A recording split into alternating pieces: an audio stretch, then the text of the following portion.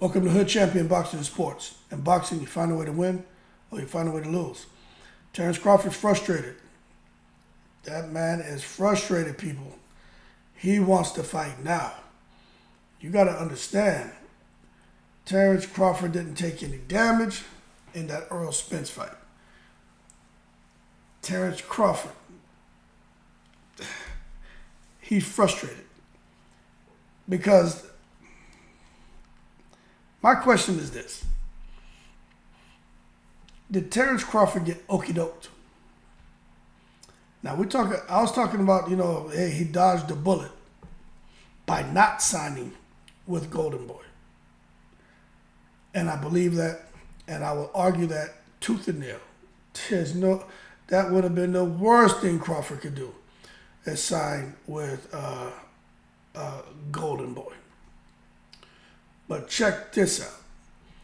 He came and signed a little deal to make the Spence fight. They got the fight off. It was a huge success. Terence Crawford and Errol Spence's lives forever changed, history, legacy, and financially. But he's frustrated as hell right now because no fights. He's not fighting. By the end of this year, it'll be 6 months out the ring. Him and Errol Spence, he doesn't know what's going to happen. One thing we do know is it looks like the rematch could take place at 154. We just don't know when now. So Terence Crawford is frustrated. And what I anticipate happening here, right, is Crawford ain't stupid. Crawford is not dumb. Crawford is very intelligent, been around the sport of boxing for a while. And we already know Crawford marches to the beat of his own drum. This I'm about to say, I don't know to be a fact, but I would tend to say I believe it to be true. That in that contract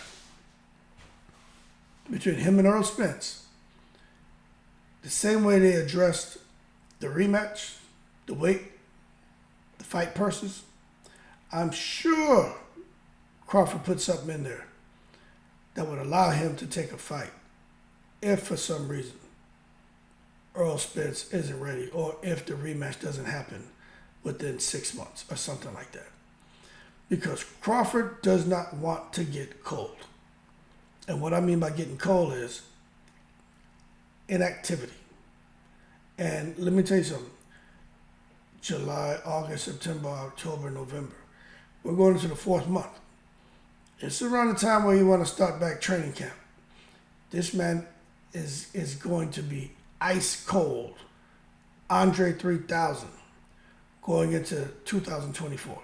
And if for some reason he and Spence can't get the fight off because of PBC and Showtime and all the chaos that's going on over there, man, if they can't get beyond the turmoil to put Crawford and Spence in a venue somewhere, I believe Crawford. And I also believe this is why you see these pieces moving for that WBO saying, hey, Crawford, if you want to bubble up and fight Zoo, hey, go ahead and do it. I think because they know, and remember, there are things we're not privy to. I'm just having a conversation. I think they know that fight between Crawford and Spence ain't happening no time soon. So Crawford goes and fights Zoo, and now he just adds a whole nother layer of interest to what's next for Terence Bud Crawford. But you can't make me believe Crawford's going to sit here and turn into Deontay Wilder overnight and force these people with these promises to keep you out the ring over a year. Now, Crawford's not doing that. He'll go fight Tim Tszyu, make about $20 million, especially if he fights him down there in Australia, but it sounds like Tszyu wants to fight in the States. Those site fees, but they'll pay big money to host these events. The whole of Australia going to come over here to the States to support Tim Tszyu. So Crawford could be looking at another $20, $25 million payday if he fights Tszyu here in the States, in Vegas. And then after that, he gets to go and do the business with Errol Spence, or they just don't fight, and he goes to and fight Jermell Charlo if Jermell Charlo can stay undefeated, stay undisputed. Okay, but what we're talking about is serious stuff here. And for anybody who's saying, oh no, he hasn't fight Errol Spence, I don't think y'all were listening to what Espinoza was saying. Espinoza was saying that there are some caveats in that contract to where, there's a chance if guys can't agree on certain things, that fight between Spence and Crawford, a rematch, won't happen. Weight was one of them, but there were some other stipulations in the contract. He wouldn't, dive into it, but there's some other stipulations there. So that being said, let's see what happens. But I'm telling you right now, when Crawford started getting anxious, he started getting frustrated. You know what he's gonna do? He's gonna do what he wants to do. PBC, Showtime, they all learned that when they first started the negotiations with Earl Spence. Crawford said, "Oh, y'all want to treat me stupid? Treat me like I don't know what the hell I'm doing? Y'all want to play around? All right. Y'all think I'm just talking to y'all?" Crawford had 3-4 different conversations going with 3-4 different people. And the poker that heated up the quickest to give him the biggest amount of money was that Evanescence fight. Showtime, PBC, Earl Spence, everybody want to go sit down there and try to play him, right? Nobody wants to take him serious, be candid, be straightforward, just have an honest conversation. And don't get me wrong, Crawford was learning. He went and fought Evanescence. Same thing here. This man has an outlet.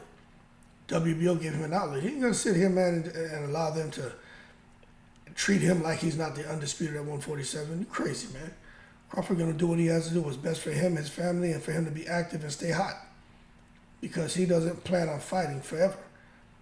3-4 more fights, big money fights. Let this man cash out, which I think he wins his fights anyway. But can't blame him for being mad, being frustrated. Can't blame him for wanting to fight right now. But he signed he signed a contract. He's kind of tied to PBC right now, and unfortunately, he's got to kind of go through the storm with them. You got to ride it out.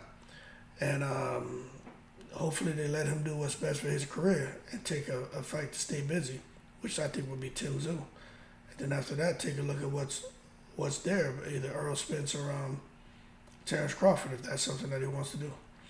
But I don't know. We got to wait and see, right? That being said, y'all keep cool. Shout out to the veterans. 7 continents. Breeze.